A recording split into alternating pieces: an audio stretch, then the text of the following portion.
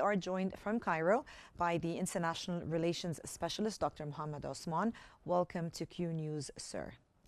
Hello, Sharma. Thank you for having me. Thank you. Let me ask you, Dr. Mohammed, how pivotal is the Sharm El-Sheikh Peace Summit in defining the trajectory of the Gaza ceasefire and advancing the wider Middle East peace framework?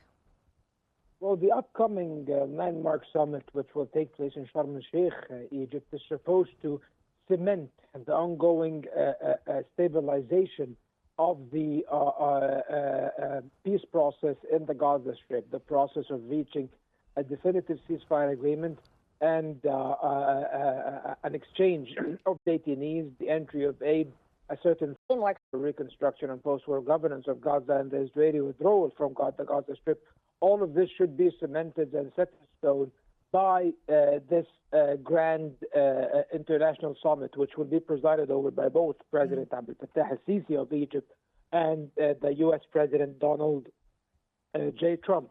Yeah. And it is supposed that this summit is supposed to basically carry great symbolism that the road towards peace is irreversible, that there is no way back from the roadmap to peace, and that there will be no room whatsoever for any backsliding or any attempts to evade responsibilities in this regard. And this is why Egypt and the Egyptian leadership has precisely turned this signing of the agreement in Sharm El-Sheikh, just from a mere signing of a peace agreement or a ceasefire agreement between Hamas and Israel, into an international spectacle, inviting the United States' own president over so that he can commit himself to this agreement personally. And of course, this is something that will carry weight with someone like Donald Trump, and also including leaders like the leaders of Europe and the Arab and Muslim world is also very important in order to reinforce the legitimacy of this step. Dr. Osman, what does Egypt's central role, do you think, in convening and mediating the summit indicate about its expanding diplomatic influence within the region? It just shows that Egypt's role is central to all of this, instrumental. Egypt is indispensable when it comes to many regional affairs, especially the Israeli-Palestinian conflict or the Palestinian cause. It cannot be managed or moved forward into any positive trajectory without Egypt. This is what history has taught us, Salma. Egypt fought for Palestine a few wars. Egypt also vied for peace between the Palestinians and the Israelis. The entirety of the Palestinian-Israeli peace process is based on the second section of the Camp David Accords, which gave the Palestinians, or was supposed to give the Palestinians autonomy in preparation for eventual statehood, and this was back in 1978.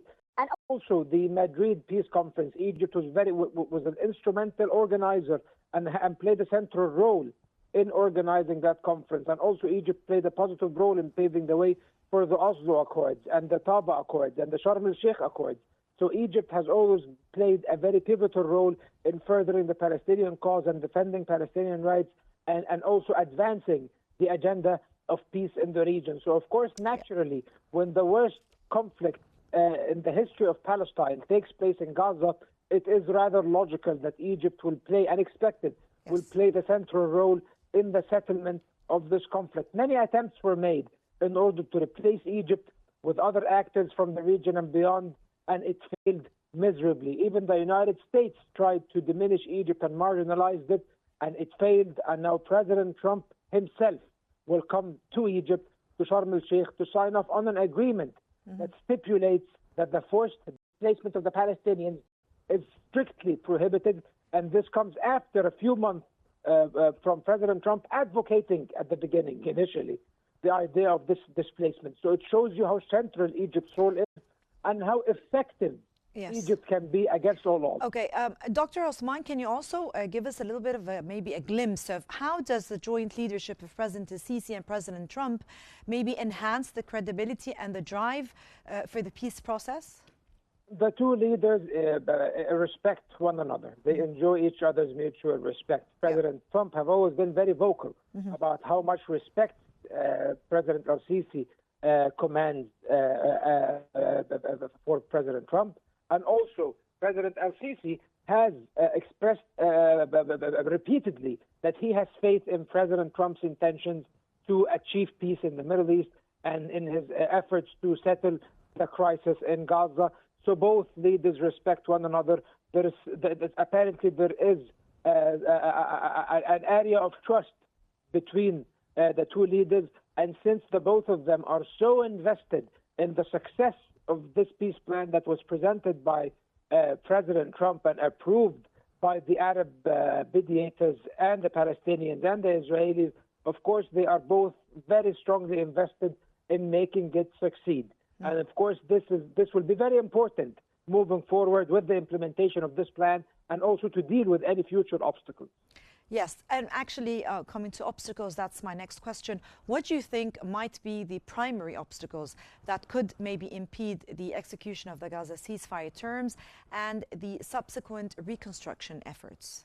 Well, there are three obstacles: Israel, Israel, Israel. Israel is the only obstacle that could be on the road. Israel's non-compliance or non-adherence to this agreement could cause its collapse, and this is why the president of Egypt is very, very invested and interested in including President Trump in this process, not just the United States, but President Trump in person, because this will compel him eventually to apply or keep up the pressure on the Israeli side. If President Trump loses interests or changes his mind or has a change of heart, or Netanyahu leaves a lasting impression on him in the near future, this could be to the detriment of this agreement. So this is why President al-Sisi was very keen that President Trump should himself be part of attaining this agreement. Yes. And of course, we know that President Trump will never, or at least we expect, that he will never turn on an agreement that he invested himself and he invested his own credibility in so deeply. So I think this is the only guarantee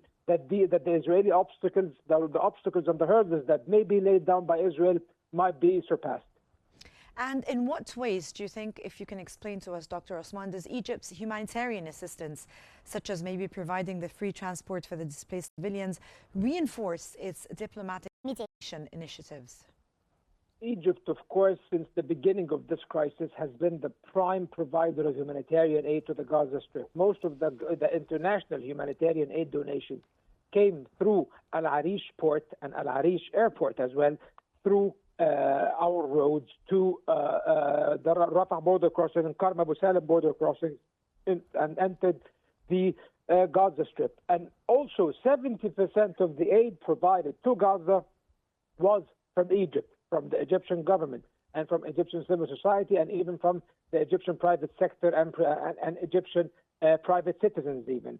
So as you can see, Egypt has been the prime provider of humanitarian aid, and now Egypt is facilitating and starting actually the idea or applying or implementing the early rehabilitation of the Gaza Strip at a very, very early stage. Yep. We've seen Egypt push in equipment to remove the rubble and open up the roads to pave in the way for the entry, the easy flow of aid into the Gaza Strip. And also we have seen those Egyptian trucks and buses that went into the Gaza Strip to provide transportation for thousands upon thousands of Palestinians, displaced Palestinians from southern Gaza, back to their homes back in the north.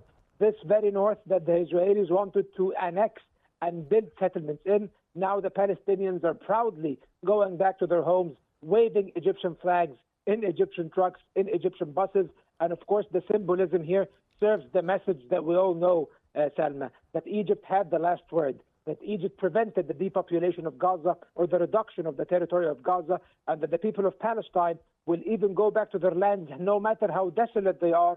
They will rebuild them and reconstruct them, and Egypt will be the prime guarantor of that and will also help achieve that with all the means and tools it has. So I think this, of course, coming to your question, reinforces the credibility of Egyptian diplomacy and of Egypt's role as a mediator and also as an ally and a defender of Palestinian rights. Dr. Osman, with the involvement of more than 20 international leaders in the summit, what do you think would be the tangible results or maybe the realistic or shared the commitments anticipated from this summit? I think that this summit will serve to be, it will crown the Sharm El-Sheikh agreement and give it more legitimacy. I think this is the most important aspect of it, to show that this agreement is not only just a U.S. initiative, this is an initiative that has garnered the support of many, many international stakeholders, whether the Islamic and Arab world, the Europeans, India, Pakistan, and many other countries from the global south, many countries, Japan and Asia.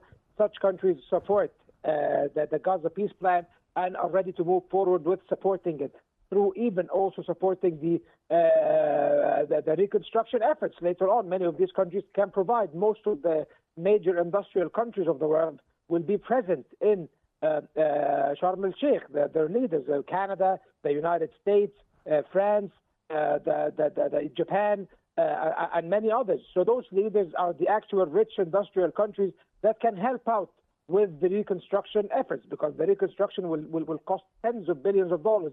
So I think many of the details of the implementation of the agreement will be discussed, and to see how those international stakeholders can contribute to the implementation of this agreement, which of course the agreement, there is an agreement that it should be applied or implemented, the Trump initiative. However, of course, it is still subject to review and amendments, because there are concerns, there are reservations, especially with regards to the post-governance of the Gaza Strip that Egypt has voiced. Egypt has said that it has to be Palestinian, and this has to be proposed by a Palestinian national dialogue that will be held here in Egypt in the near future. And also Egypt has said that, along with the UN, that any international force that will be deployed to Gaza per the agreement should be authorized by the UN Security Council and have a mandate from the United Nations, because this will give it international legitimacy and will not make it seem as if it is an occupation force. Yeah. So Egypt does have certain conditions.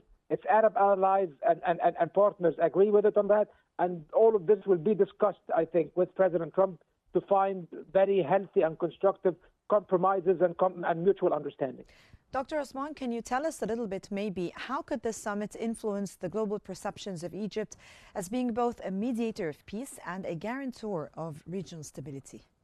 It has solidified Egypt's image in the world, which reflects the reality of Egypt, and that is Egypt is an agent of stability. Egypt is a very responsible player in this region. Egypt is actually the guarantor of peace and stability in this region. Never has Egypt undertaken any actions in the modern history of this region that undermines the stability and the security of this region. If anything, Egypt has always advocated the concepts of mutual security, common mutual cooperation, and pursuit of common interests, advancing the peace agenda.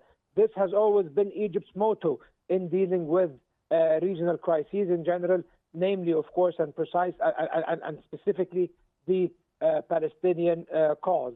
So what Egypt has demonstrated throughout this crisis that it still retains those foundational values that it is moved by, and that it will remain committed to these stark principles of advancing the peace agenda and also advancing stability and security in the region, and also advocating Palestinian rights and the Palestinian inherent right, inalienable rights of achieving statehood.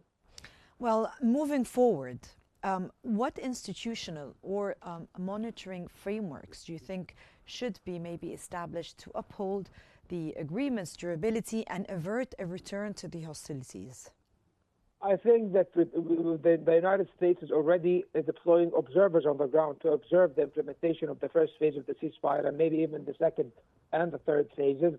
So I think it's very important that the U.S. and other international stakeholders as well do participate in the idea of observing the mechanism, maybe coming up with a UN mechanism or a mechanism under UN umbrella would even be more healthy and effective, and will don more legitimacy on any observation or monitoring a mechanism that might be implemented.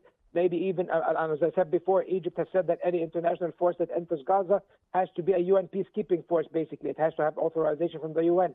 So maybe this will be also a very good measure that can be taken that will cement the idea of monitoring, that will detect and document any violation by any side, especially, of course, the Israeli side, since they rarely honor their commitments under any agreement, as we are seeing now in the sorry state of Lebanon.